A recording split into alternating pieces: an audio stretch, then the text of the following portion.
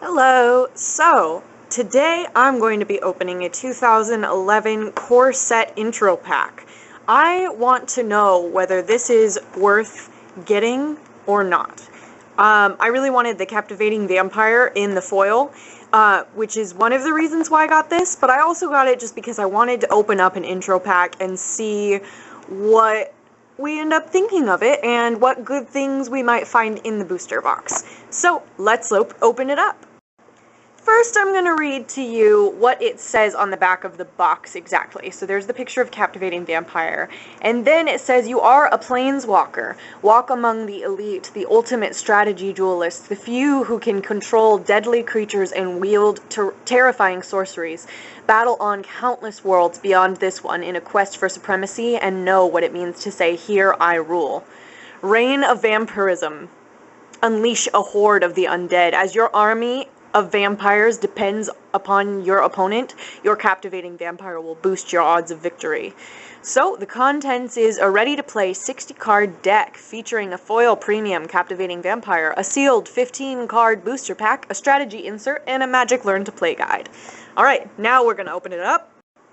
So, it comes with, as I said, the How to Play guide and just all this extra information, and we're not going to look at this during the video today. I'm going to go on with Captivating Vampire. So, if you don't already know what Captivating Vampire does, it is a 3-drop, and other vampire creatures you control get a +1/+1. And if you tap 5 untapped vampires that you control, gain control of target creature, it becomes a vampire in addition to its other types. I think that's really cool. This looks a little bent, probably just because of the packaging it was in, but it's obviously nice and new and foil, so it's really cool looking. Pretty excited. Alright, so this is a forest and a swamp deck, so that's why I just got a bunch of swamps and forests, which I don't really need, but that's alright. It's necessary for an intro deck, and that makes complete sense to me. So, our first card that I see is Corrupt, which is a 6-drop card. Corrupt deals damage equal to the number of swamps you control to target creature or player. You gain life equal to the damage dealt this way. That's a pretty cool card. I don't like that it's a 6-drop, though.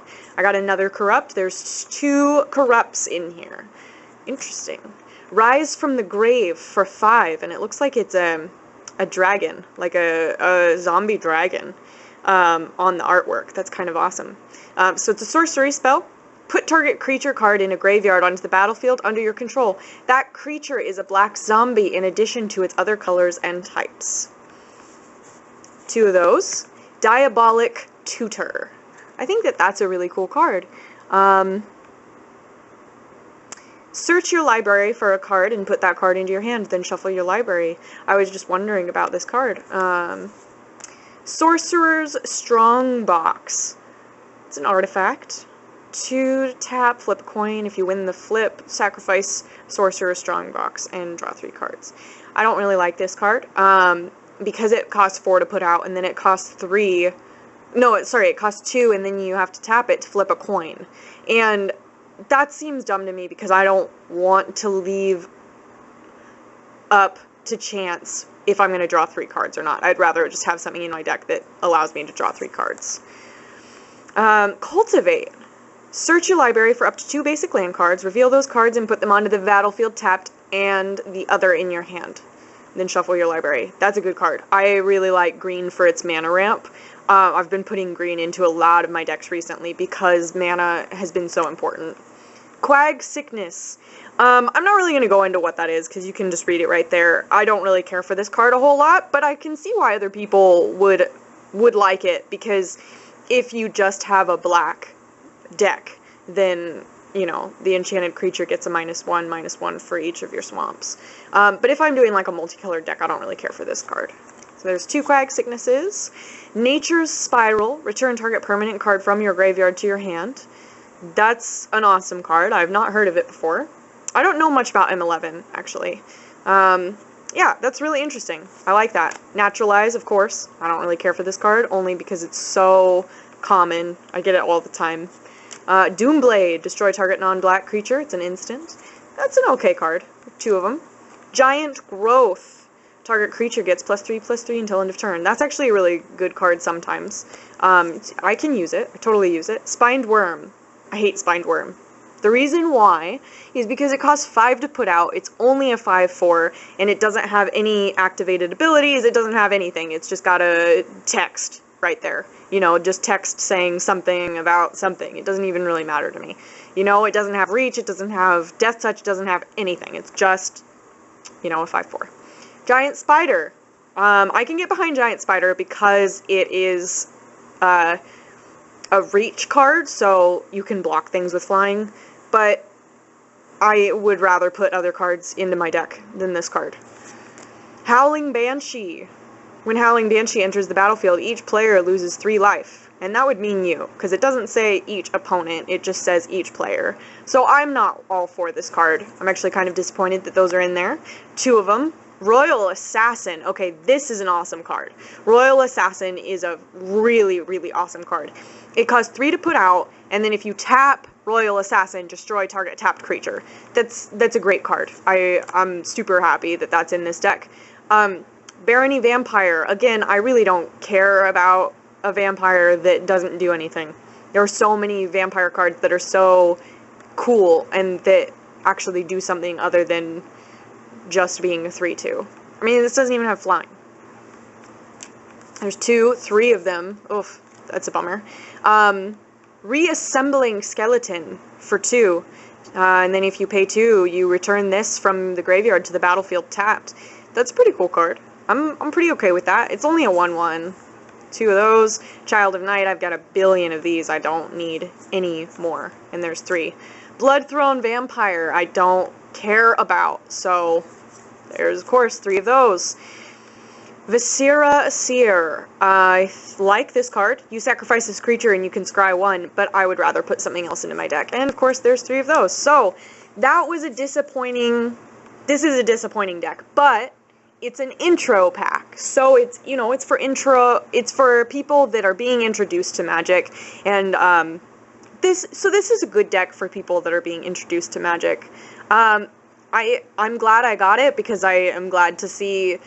I haven't opened an intro pack since I first started playing Magic, and so it's interesting to see, like, I thought so many cards were so good from the intro pack that I got when I first started playing, and, you know, I don't even play with any of those cards anymore, except the one, you know, foil card, you know, and I'm obviously going to play with the other card that I got in here, which I can't even remember what it's called already, Royal Assassin. So that's a good card. That's like a super good card. But both of these, like, this one's like a $6-7 card, and this one's like $1, $1.50. You know, in some rare cases, people will charge more because it's a brand new card. But yeah, like, so that wasn't really worth paying the price that I did for the fat pack. Or, not for the fat pack, but the intro pack. Sorry, my brain's all messed up. Okay, so now I'm going to move on to this. Sorry, you're going to have to deal with the sound and me struggling to open it. But that's the price you must pay. So, because I don't know this stuff very well, I'm going to actually go through the entire thing. Runeclaw Bear. I don't care about this. It doesn't do anything, it's just a 2/2, and it costs 2 to put out. Crag Sickness. I already told you guys what Crag Sickness does. It's an okay card. If it's an all-black deck, I totally can get behind that. Fiery Hellhound. I don't care about Fiery Hellhound, but, I mean, it's a common. It's not a great common either. For 5, you can put out Rotting Legion, and it's a zombie, and it enters the battlefield tapped. But it's a 4/5, and it's a zombie, so there are better zombies out there, but that's fine. Silvercoat Lion I hate, because yet again, it's just a 2/2, and you put out 2, and it does nothing. Fling. I don't care about Fling. Infantry Veteran. Target attacking creature gets +1/+1 until end of turn if you tap this. I'm okay with that. I'm okay with that being, you know, because it only costs 1 to put out. And it's a human. So if you have, like, an angel deck that does things with humans, then this is a good card to have, because it only costs 1. Lava Axe. Again, I don't care about this card. Yeah, enough said. Stabbing Pain for 1. Ooh, that artwork is nasty and awesome. Okay, target creature gets -1/-1 until end of turn. Tap that creature. This is an instance, so that's actually an awesome card. I like it. Fog. I have 2 of Fog in a deck, and I actually like using them. It's a good common. It costs 1 to put out, prevent all combat damage that would be dealt this turn. Fireball, I don't care about Fireball. Sorcerer Strongbox, again, don't care about. Celestial Purge, don't care about. Honor of the Pure. White creatures you control get +1/+1. That's kind of a lame rare. And a mountain and a beast. So, if you're wondering whether a 2011 core set intro pack is worth having, you know, it's worth having if you don't open it, because it's worth more at some point.